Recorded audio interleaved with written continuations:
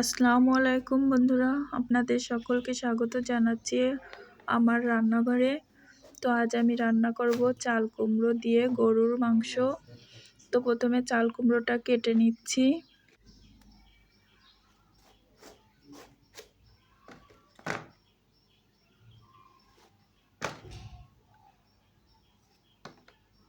তো চাল কুমড়োর খোলা ছাড়িয়ে নিচ্ছি।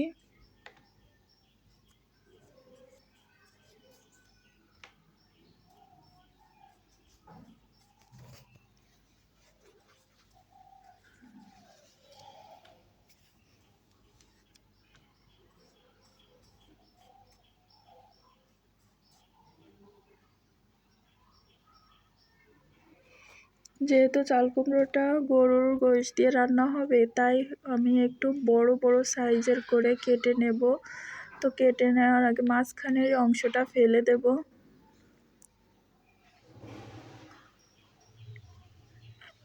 তো দেখুন বন্ধুরা, আমি এরকম সাইজ করে নিচ্ছি।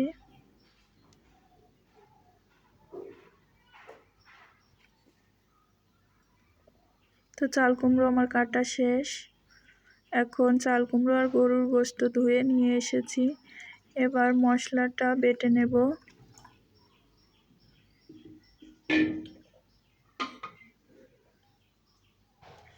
তো মশলা আমি নিচ্ছি শুকনো ঝাল, আদা আর রসুন নিয়ে এটাকে বেটে নিচ্ছি শিলে দিয়ে।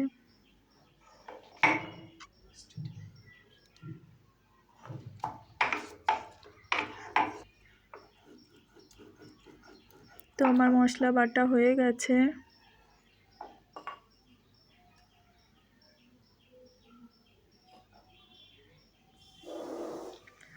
এবার হাঁড়িতে গরুর গোশতগুলো দিয়ে দিচ্ছি। তারপর একে একে মশলা দিয়ে দেব। পেঁয়াজ কুচি, বাটা মশলা,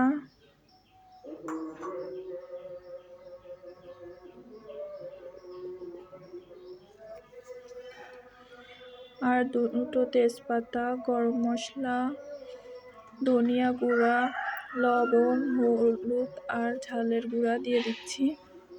দিয়ে এবার সাদা তেল দিয়ে দিচ্ছি। দিয়ে এটাকে এবার ভালোভাবে মাখিয়ে নেব।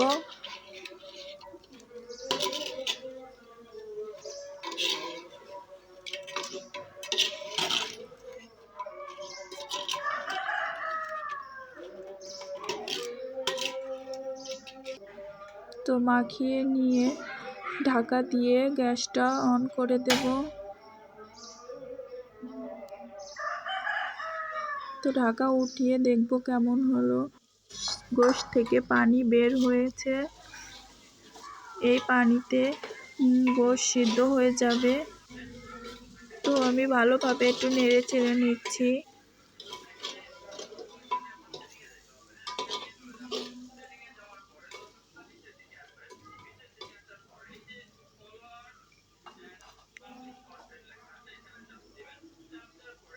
এখন চাল কুমড়োগুলো দিয়ে দিচ্ছি। এই চাল কুমড়ো থেকেও পানি বের হবে।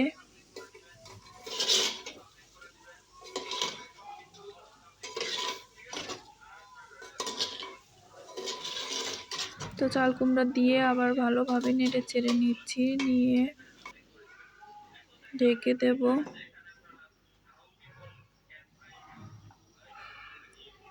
তো 7-8 মিনিট পর আমি ঢাকাটা উঠিয়ে দেখছি আর নেড়ে দিচ্ছি। ভালোভাবে কষিয়ে নিচ্ছি মশলার সাথে।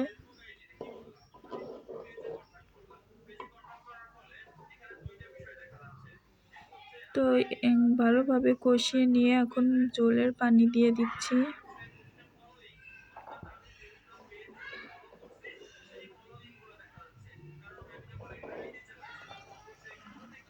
তো আমার তরকারিতে বলক চলে এসেছে। আবারও একটু নেড়ে ছেড়ে নিচ্ছি।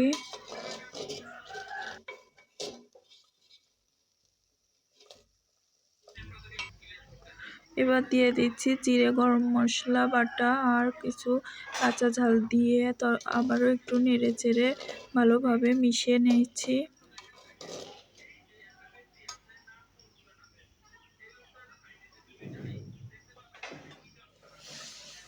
তো আমার তরকারিটাও হয়ে গেছে,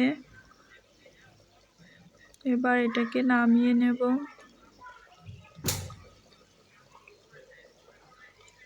দেখুন বন্ধুরা, গ্যাস অফ করার পরেও এখনো ফুটছে তরকারি।